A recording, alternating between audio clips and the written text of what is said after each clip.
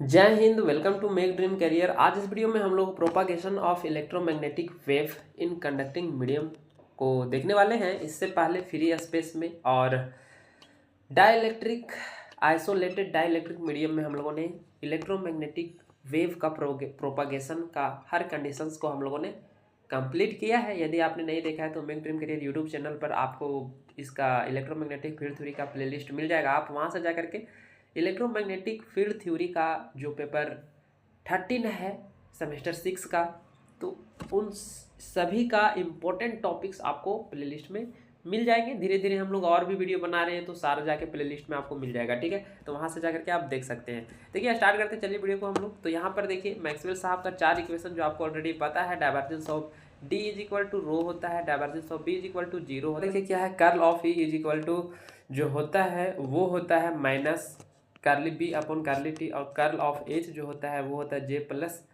Curly D by curly T. अब यहाँ पर हम लोग बात करेंगे कंडक्टिंग मीडियम के लिए। तो जो रो का वैल्यू होता है वो जीरो होता है, जे का वैल्यू जो होता है सिग्मा ई होता है, और डी का वैल्यू तो पहले से पता है एप्सिलॉन ई वेक्टर होता है। उसके बाद बी जो है वो एप्सिलॉन इंटू एच वेक्टर होता है। तो इन सभी को अब हम लोग मैक्सवेल साहब के इक्वेशन में हम लोग क्या करने वाले हैं, पुट करने वाले हैं। तो यहाँ पर जो सिग्मा है वो जीरो हो जाएगा, और जो जे है उसके स्थान पर हम लोग सिग्मा ई वेक्टर रखेंगे, और यहाँ पर डी है वहाँ पर हम लोग रखेंगे एप्सिलॉन ई वेक्टर, और जहाँ पर बी है वहाँ पर हम लोग रखेंगे म्यू एच वेक्टर। तो उसी को हम लोग मॉडिफाइड करने वाले हैं मैक्सवेल साहब के इक्वेशन को। तो मॉडिफाइड करने पर जे को जीरो रख दिए, ये तो इसमें नो छेड़छाड़।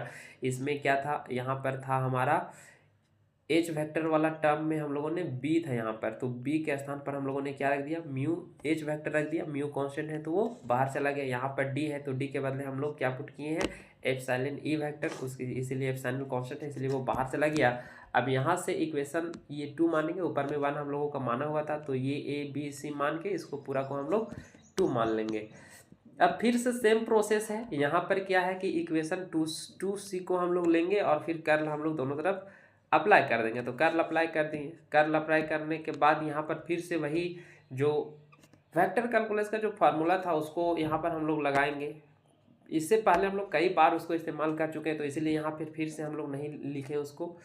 जो 3 वेक्टर का जो क्रॉस प्रोडक्ट होता है, 3 वेक्टर का जो क्रॉस प्रोडक्ट होता है वो क्या होता है, पहले ए डॉट सी आता है, उसके बाद बी वेक्टर बाहर में रहता है, फिर यहाँ पर माइनस होता है, उसके बाद होता है हमारा क्या होता है ए डॉट बी, और बाहर में रहता है सी वेक्टर।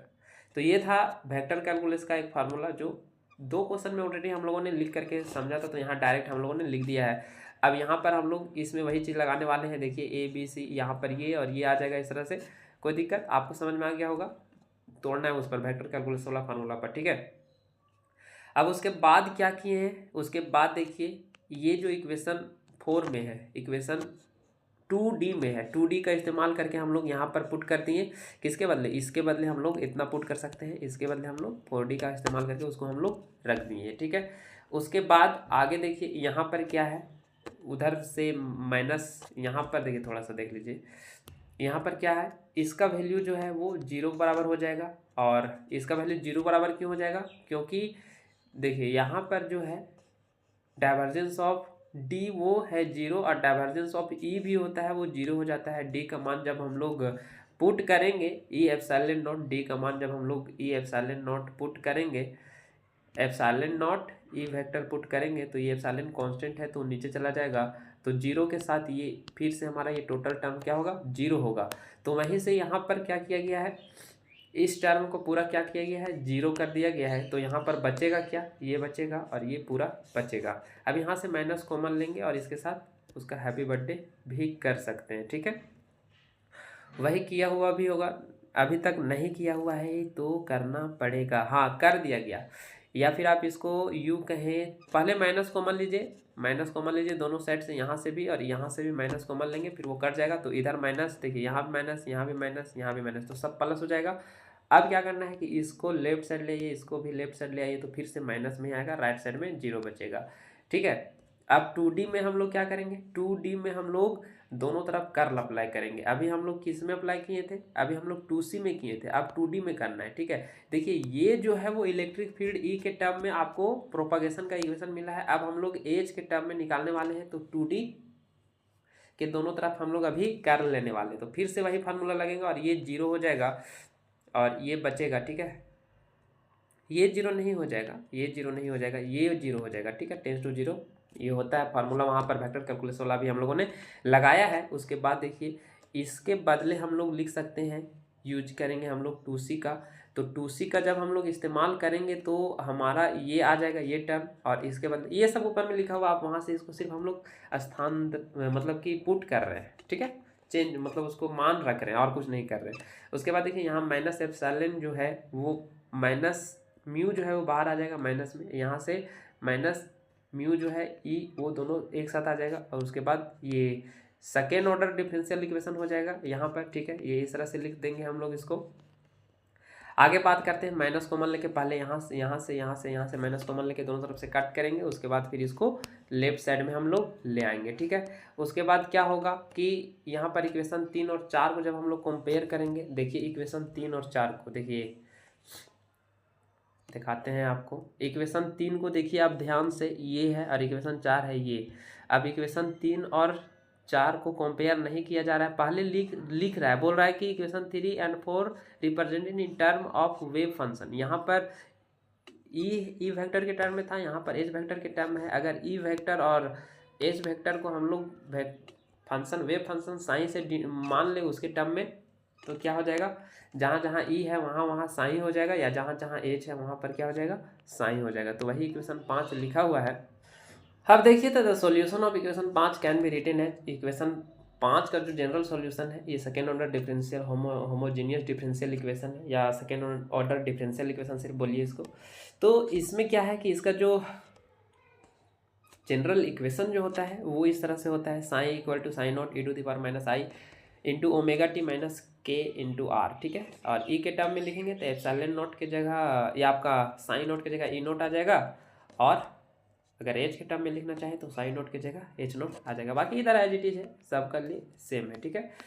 उसके बाद हम लोग यहाँ पर मान लेते हैं कि ये जो डेल है वो कर्ली अपॉन कर्ली आर है, और उसका वैल्यू हम लोग मान लिए माइनस आई के, और यहाँ पर इसको टी लीजिए, ये टी है, ठीक है। और आर के रिस्पेक्ट में लेंगे तो माइनस आई ओमेगा होगा, ठीक है। यहाँ पर टी लीजिए आप, ठीक है। आगे बढ़ते हैं, आगे putting the value of sine del and del curly upon curly t in equation 3। तो क्या होगा कि डेल का मान हम लोग पुट कर देंगे, डेल का मान हम लोग देखिए ये है इक्वेशन 3। अब यहाँ पर डेल का मान हम लोग पुट करेंगे तो माइनस आई के का होल स्क्वायर हो जाएगा, क्योंकि यहाँ स्क्वायर है, ई है। उसके बाद देखिए ये एज इट इज है, इसको हम लोग कर्ली अपॉन कर्ली टी का मान हम लोग माने हैं, क्या माने हैं, कर्ली ई अपॉन कर्ली टी का मान हम लोग माने हैं, वो है क्या,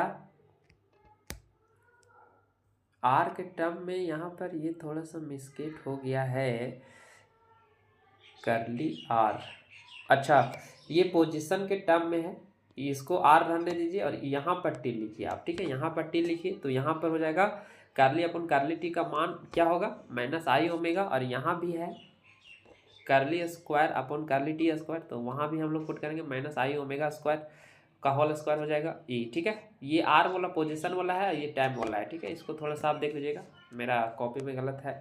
चलिए आगे हम लोग देखते हैं, इसको सॉल्व करेंगे तो यहाँ पर माइनस माइनस प्लस हो जाएगा, लेकिन आई के स्क्वायर यानी कि -1 फिर से आ जाएगा।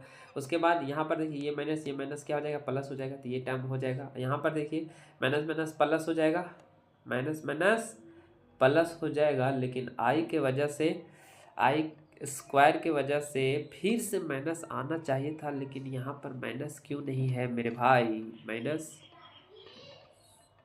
अच्छा ठीक है। देखिए ये माइनस का स्क्वायर है तो माइनस माइनस प्लस हो जाएगा, आई का स्क्वायर माइनस देगा और फिर ब्रैकेट में फिर से माइनस आएगा, माइनस माइनस क्या हो जाएगा, प्लस हो जाएगा। तो ये इक्वेशन 7 है, ठीक है।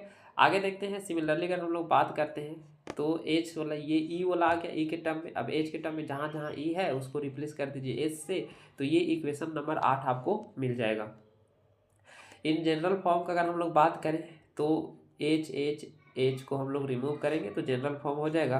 के स्क्वायर जो है वो क्या हो जाएगा, यहाँ से इसको हम लोग राइट साइड ले जाएंगे, माइनस कॉमन लेंगे, माइनस से माइनस काट देंगे तो के स्क्वायर, और यहाँ पर देखिए म्यू और epsilon omega square, mu epsilon omega square ये पूरा कॉमन ले लेंगे तो यहाँ 1 हो जाएगा, और यहाँ पर एप्सिलॉन और ओमेगा नहीं है तो डिवाइड करके मल्टीप्लाई करके हम लोग ले लेंगे कॉमन, इक्वेशन 9। तो आज इस वीडियो में यहाँ तक ही देखते हैं, इसका आगे हम लोग पुट करेंगे और वो सेकेंड पार्ट करेंगे हम लोग, इसका वीडियो थोड़ा लंबा हो जाएगा नहीं तो। ठीक है, मिलते हैं फिर से अगला पार्ट में, धन्यवाद।